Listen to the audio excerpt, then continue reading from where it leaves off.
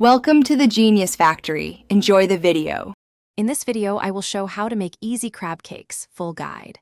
Mix lump crab, breadcrumbs, mayo, Dijon, egg, and fresh herbs until lightly combined. Form into patties and chill. Heat oil in a skillet to medium-high, cook 3 to 4 minutes per side until golden. Serve with lemon wedges and a tangy remoulade. Tips include handling crab gently, avoiding overmixing, and testing one cake before frying the rest. Choose fresh lump crab or good quality canned crab for consistent flavor and texture. Avoid frozen picks if possible. Use 1 cup breadcrumbs and 1 egg as binders, plus 2 tablespoons mayo for moisture. Season with 1 teaspoon Old Bay or your favorite blend, lemon zest, and parsley.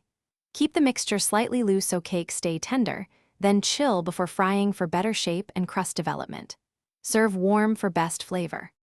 Please subscribe and like if you are finding this video helpful. It really supports the channel.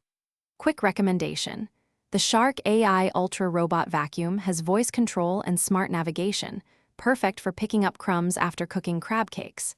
It saves cleanup time and keeps your kitchen tidy so pests stay away.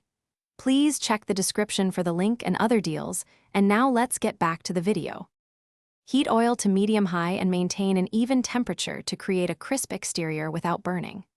Fry cakes gently, flipping only once after a firm golden crust forms to keep them intact. If prefer lower-fat cooking, finish in a 375 degrees F oven for several minutes to set centers.